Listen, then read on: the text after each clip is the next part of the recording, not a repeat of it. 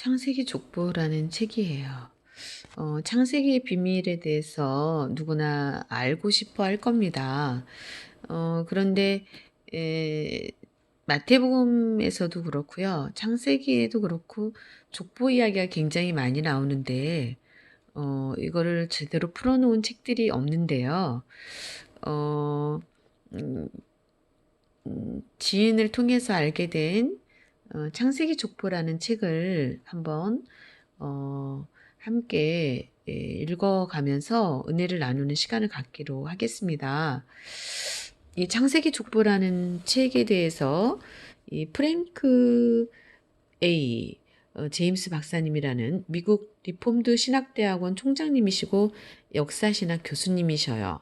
이분이 이 창세기라는 이 창세기 족보라는 이 책에 대해서 또 어떻게 서평을 써주셨는지 한번 보겠습니다. 대부분의 사람들은 유감스럽게도 성경의 족보들을 연구하는데 흥미가 없어요. 심지어 지루하다고 생각합니다. 그러나 박아브람 박사님의 새로운 저서 하나님의 구속사적 경륜 속에서 본 창세기의 족보는 성경에 나오는 족보들을 깊이 있게 연구하여 그 위대한 가치를 드러내고 있으며 더불어 흥미까지 더하고 있습니다. 어떤 구조가 오래 유지되기 위해서는 단단한 기초가 필수적입니다. 성경에 근거한 믿음을 갖기 위해서 우리에게 꼭 있어야 할 확실한 기초는 바로 창세기입니다. 창세기는 인류의 기원뿐만 아니라 하나님과 우리의 관계, 그리고 우리 서로 간의 관계는 물론이고 우리 자신을 이해하는데 근본이 되는 책입니다. 기독교의 모든 사고의 근원적인 토대로서 창세기의 중요성은 아무리 강조해도 지나치지 않습니다. 박아브라함 박사님께서 바로 이러한 근본이 되는 책을 이해하는데 매우 중요하고 가치 있는 공헌을 한 것은 높이 찬사를 받아 마땅합니다. 박아브라함 박사님은 히브리어 언어에 있어서 아주 탁월한 능력을 이 저서에서 잘 보여주고 있습니다. 그의 언어학적인 능력은 이 저서에서 지속적으로 나타나고 있습니다. 이것은 그의 연구가 얼마나 진실한가를 보여줄 뿐만 아니라 창세기에 대한 그의 남다른 애정을 나타내고 있는 것입니다. 저자는 창세기를 깊이 연구하지 않으면 하나님의 구속사적 경륜을 온전히 알 수 없다는 바른 이해를 가지고 있습니다. 지나간 과거를 먼저 이해하지 않으면 다가올 미래도 이해할 수 없다는 오랜 금언은 성경을 연구할 때도 그대로 적용됩니다. 박아브라함 박사님은 그의 경이로운 저서에서 이러한 금언을 깊이 새기고 있습니다. 저자는 옛날을 기억하라, 역대의 언대를 생각하라고 모세가 외친 신명기 32장 7절을 성경 연구의 출발점으로 잡고 있습니다. 그리고 이 저서에는 창세기 족보의 10대, 하늘과 땅, 아담, 노아의 아들들, 셈, 데라와 아브라함, 이스라엘, 이사, 에서와 야곱 등을 아주 심도 있게 다루고 있으며 그리고 이들 각각을 통하여 하나님의 구속사를 선명하게 드러내고 있습니다. 박아브라함 박사님은 하나님의 구속사적 경륜의 핵심을 나타내기 위하여 족보들을 잘 활용하고 있으며 그 구속사적 경륜이 예수 그리스도의 사역 속에서 결정적으로 성취되고 있음을 드러내고 있습니다. 박아브라함 박사님의 이 중요한 저서에는 몇 가지 뛰어난 특징들이 있는데요. 첫째, 이 책은 오직 성경 말씀으로 가득 채워져 있고요. 박아브라함 박사님은 성경은 절대적으로 사랑하시는 것이 분명합니다. 그리고 저자는 확실히 성경 연구라는 수원에서 심원한 생명수를 마시고 있습니다. 둘째, 이 책은 복음 전도의 분명한 메시지를 전달하고 있습니다. 저자는 많은 부분에서 예수님을 구원의 주로 맞이하라는 자비로운 초청을 분명하게 하고 있습니다. 그래서 저자는 마태복음 28장 19절에서 20절에 나타난 모든 족속으로 제자를 삼으라고 하신 위대한 이임 명령을 단 한 번도 놓치지 않고 있습니다. 셋째, 저는 이 책에서 저자가 창세기 내용의 역사성을 엄숙하게 공공하게 인정하고 있는 것을 보고 너무나도 기뻤습니다. 많은 현대 신학자들이 아담의 역사성을 의심하고 있는 이때에 박 아브라함 박사님이 성경의 역사성을 확실히 증언하고 있는 것은 너무도 통쾌한 거사입니다. 마지막으로 이 책은 문장이 명료하게 잘 쓰여져 있습니다. 이 책을 읽는 일반 독자들은 전문 용어 때문에 어려워할 필요가 없으며 아주 쉽게 성경의 가르침을 깨달을 수 있을 것입니다. 이 저서는 창세기로부터 시작하여 모든 세대를 통해 진행되어 온 하나님의 구속사적 경륜이 마침내 예수 그리스도와 그의 사역을 통해 최종적으로 성취되는 것을 한눈에 보여주고 있습니다. 박 아브라함 박사님의 책은 독서 여행을 할 만한 가치가 충분한 책입니다. 저는 이 통찰력 가득한 저작이 많은 신학교와 대학교에서 읽혀지기를 진심으로 추천하는 바입니다. 저는 이 책이 독자들의 기대를 절대로 실망시키지 않을 것이라 단언합니다. 이 책을 읽으십시오. 이 책을 연구하십시오. 이 책을 가지고 기도하십시오. 그리고 이 책의 지혜가 여러분의 삶과 목회 사역에서 활용되도록 하십시오. 이렇게 프랭크 목사님께서 제임스 프랭크 박사님께서 이렇게 추천을 해주셨네요. 또 민경배 박사님이라는 전 연세대학교 교수님이시고 서울 장신대학교 총장님이시고 현 연세대학교 명예교수님이시고 백석대학교 석좌 교수님이신 민경배 박사님도 이 책에 대해서 굉장히 극찬을 하고 계시고요.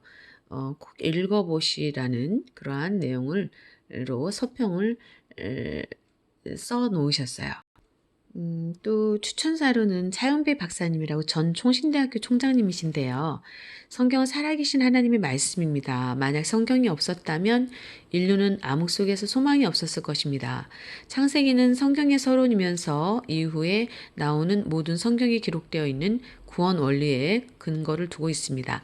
창세기를 모르면 성경의 핵심을 결코 알 수 없습니다. 창세기는 10개의 족보 톨레도스로 구성되어 있습니다. 그러므로 창세기의 족보를 연구함으로 성경 전체를 관통하는 하나님의 구원의 뜻을 깨달을 수 있습니다. 이 책은 이렇게 중요한 창세기 족보를 구속사적으로 연구하고 있습니다. 처음 이 책을 보면서 신선한 충격과 함께 놀라움을 금치 못했습니다. 이 박 목사님이 나이가 80이 넘은 고령에도 불구하고 그 내용의 깊이에 있어 상상을 초월하는 것이었기 때문입니다. 국내적으로 창세기 족보에 대하여 연구한 책이 있지만 이 책은 여러 가지 면에서 이들과 어깨를 겨줄 뿐만 아니라 더 나아가 이 분야에서 아주 독보적인 책이라고 여겨집니다. 이 책은 아담부터 아브라함까지 족보에 나오는 인물들의 생애를 연대기적으로 정리하였습니다. 이 분야의 전문 신학자들도 하기 어려운 작업인데 노령의 목회자가 복잡한 족보의 연대를 정리하고도 표로 만들었다는 것은 참으로 놀라운 일입니다. 특히 성경을 중심으로 구속사적인 입장에서 기록하여 구석구석마다 예수 그리스도의 모습이 잘 나타나고 있습니다. 짧은 족보를 통하여 이처럼 방대하고 수준 높은 내용을 정리한 것을 보면서 저자가 오랜 시간 동안 많은 연구를 하였음을 느낄 수 있었습니다. 책은 저자의 사상을 나타내는 것입니다. 이 책은 저자가 가지고 있는 성경적이고 복음적인 신앙을 나타내기에 충분합니다.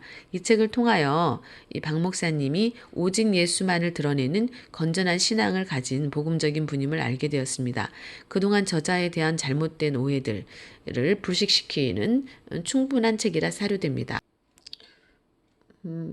임태등 목사님, 예장 합동증령총회장님이셨고요.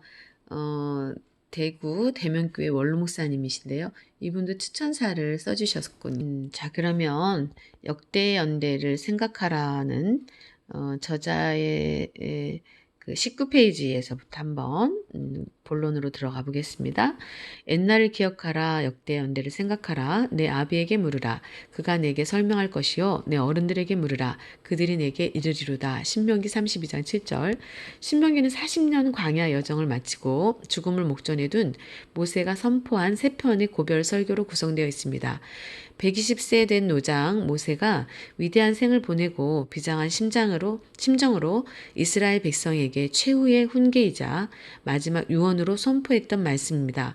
제1차 설교는 과거 하나님의 구원 역사의 회고, 신명기 1장 1절에 4절, 4장 43절, 신명기 1장 1절에서 4장 43절, 제2차 설교는 각종 율법의 재강론, 신명기 4장 44절에서 26장 19절, 제3차 설교는 장래 역사의 전망, 신명기 27장에서 30장, 끝으로 모세의 죽음과 새 지도자 여호수아가 등장을 하고요.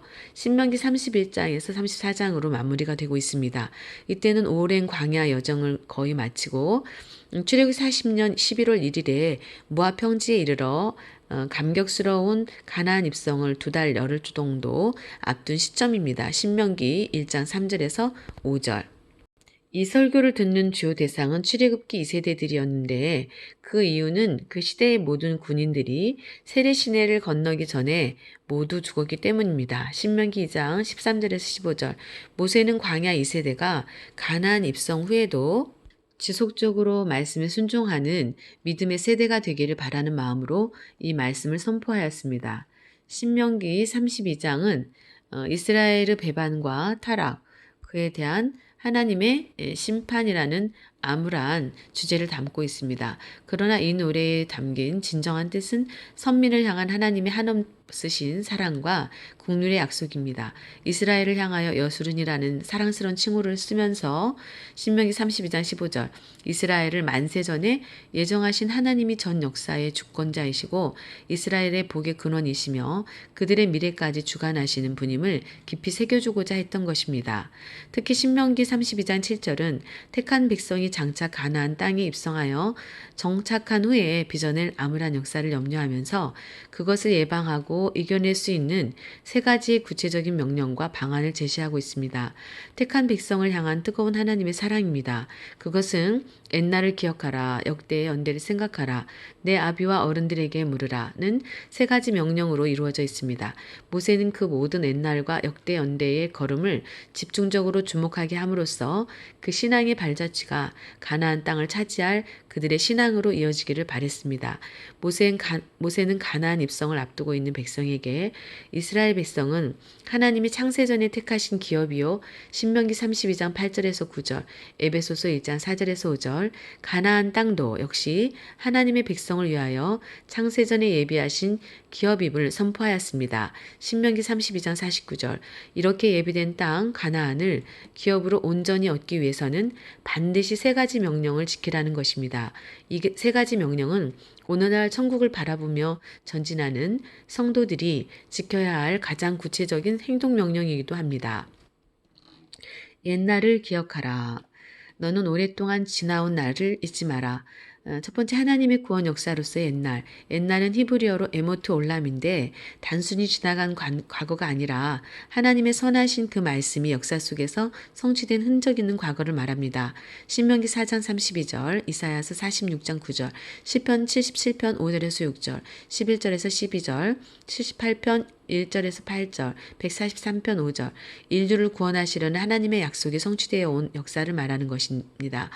언어적으로 볼 때도 옛날의 범위는 상당히 포괄적이며 하나님의 구원 역사가 진행되어 온 과거의 시간 전체를 의미합니다. 옛날은 나를 뜻하는 히브리어 용의 복수형 에모트와 영원이라는 뜻의 올람의 합성어이므로 그 범위는 태고사까지 거슬러 올라갈 수 있습니다. 구체적으로 옛날 에덴 동산에서 있었던 아담과 하와의 타락, 가인의 끔찍한 살인과 그 후예들의 불신앙적인 행동들, 노아 당시 죄악이 관영한 세대의 모습, 바벨탑을 쌓던 인간들의 교만, 아브라함에게 하신 횃불 언약과 창세기 15장, 그 후 이스라엘 백성이 440년간 애굽에서 종살이한 시대, 거기서 해방받아 영광스럽게 출애굽한 일, 광야 40년의 시련 기간 등이 모세가 염두에 두었던 기억해야 할 옛날입니다. 타락한 인간이 에덴 동산에서 쫓겨난 이후 지금까지 하나님 앞에 수많은 죄악을 저질러 왔음에도 불구하고 하나님은 끊임없이 구원 역사를 진행시켜 오셨습니다. 하나님의 그 뜨거운 사랑과 눈물의 역사가 담겨 있는 세월들이 바로 옛날인 것입니다. 그 옛날을 가리켜 에레미야 6장 16절에서는 옛적 길, 선한 길이라고 하였습니다. 그것은 메시아의 약속을 믿고 성취해가는 신앙의 노선이었습니다. 선을 지키기 위해 악과 싸우면서 닥치는 어떠한 고난도 감수하며 걸어야 했던 고난의 길이었습니다. 히브리서 12장 36절. 그러나 그 결과는 감사하게도 확실한 평강의 축복이 약속된 길이었습니다. 에레미야 6장 16절. 창세기 족보에서는 이 모든 내용이 고스란히 담겨 있습니다. 우리가 기억해야 하는 옛날의 사건들, 선한 길, 하나님의 뜨거운 사랑과 눈물과 열심의 흔적들이 창세기의 족보 속에 면면이 녹아 있습니다. 두 번째, 기억하라. 기억하라는 말은 히브리어 자카르로서 이것은 추억하다. 출애굽기 13장 3절, 생각하다, 욥기서 7장 7절, 회상하다, 시편 63편 6절, 미래를 내다보고 생각하다, 이사야 47장 7절, 유의하다, 되새기다 등의 뜻을 갖고 있습니다. 기억하라는 뜻의 자카르는 신명기에서만 15번이나 반복됩니다. 신명기 5장 15절, 7장 18절, 8장 2절, 18절, 9장 7절, 27절, 15장 15절, 16장 3절, 12절, 24장 9절, 18절, 22절, 25장, 17절, 32장 7절. 인간은 망각의 존재이기 때문에 오랜 세월이 지나고 세대가 바뀌면 아무리 중요한 일도 까마득히 잊어버리게 마련입니다. 요셉이 꿈을 해석해준 술 맡은 관원장이 그러했습니다. 창세기 40장 23절. 사실 이스라엘의 과거는 기억하고 싶지 않은 수치스러운 일들로 가득합니다. 40년간 타국의 종이 되었고 출애굽기 12장 40절에 47절 40년 동안 나라 없이 광야에서 유랑하였습니다. 그러나 하나님은 이스라엘 백성에게 시대마다 모세를 비롯한 여러 선지자를 통해 애굽에서 종되었던 과거를 기억하라고 거듭 말씀하셨습니다.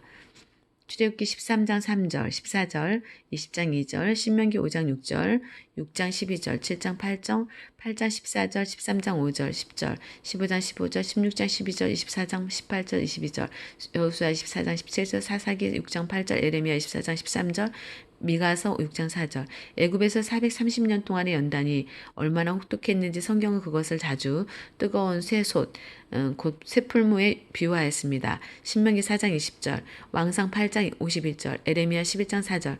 또한 하나님은 고생스러운 광야에 길을 걷게 하신 것을 기억하라고 하셨습니다. 신명기 8장 2절, 9장 7절. 고생하던 때를 쉽게 잊어버리는 백성은 과거보다 더 심한 고난을 당할 수밖에 없기 때문입니다. 하나님은 기억하라고 명령하시고 가만히만 계시지 않았습니다. 선민들이 잘 기억하도록 여러 가지 기념물들을 두셨습니다. 기억하다, 자카르에서 파생한 명사 자카론, 지카로는 기념물, 생각나게 하는 것을 가리키는 단어입니다. 하나님은 옛날이 영원히 지워지지 않는 기억으로 남을 수 있도록 이스라엘 백성에게 수많은 기념일과 기념물들을 주셨습니다. 첫째, 하나님은 위대한 역사적 사건을 연상시켜 기억하도록 여러 가지 기념일을 정하셨습니다. 대표적으로 유월절을 기념일로 정하여 영원한 규례로 지키도록 하셨습니다. 출애굽기 12장 14절, 17절, 24절. 그래서 그들은 그 명령을 따라 무교병과 쓴나물을 먹었습니다. 출애굽기 12장 8절, 민수기 9장 11절. 이는 죽음 후 재앙이 넘어감으로 인해 생명을 건졌던 출애굽 후 구원 사건을 기억하고 기념하기 위함입니다. 출애굽기 3장 16절 이것으로 내 손의 기호와 내 미간의 표를 삼으라. 여호와께서 그 손의 권능으로 우리를 애굽에서 인도하여 내셨음이니라 할지니라. 이스라엘 백성이 반드시 지켜야 할 3대 절기에는 유월절과 칠칠절과 초막절이 있습니다. 출애굽기 34장 22절에서 23절, 신명기 16장 16절. 이 3대 절기는 과거 이스라엘 역사에서 하나님이 베푸신 크고 기이한 구속의 은혜를 기억하라는 의미입니다. 또한 안식일을 거룩히 지키라고 명령하시며 너희는 나의 안식일을 지키라. 이는 너와 너희 사이에 너희의 대대의 표징이니 출애굽기 31장 13절 내가 내 안식일을 주어 그들과 나 사이에 표징을 삼았었노라. 에스겔서 20장 12절 라고 말씀하셨습니다. 에스겔서 20장 20절. 둘째, 하나님이 인간 역사에 개입하셨을 때 그 역사 현장의 부산물들을 기념물로 반드시 보존하라고 당부하셨습니다. 이것들 역시 고난의 세월 속에서 베풀어 주신 은혜를 기억하고 감사하게 하려는 것입니다. 성경에 나타난 기념물 몇 가지를 살펴보면 다음과 같습니다.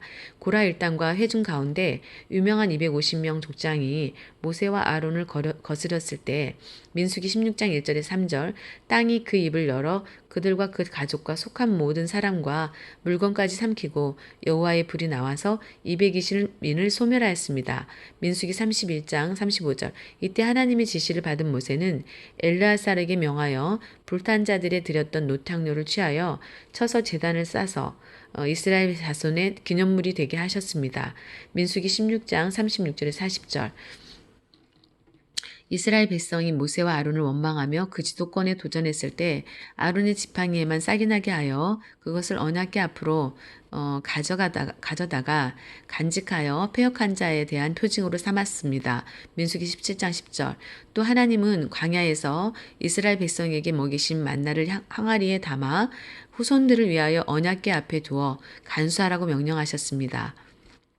하나님은 두 돌판도 언약궤에 넣어 간수하라고 명하셨습니다.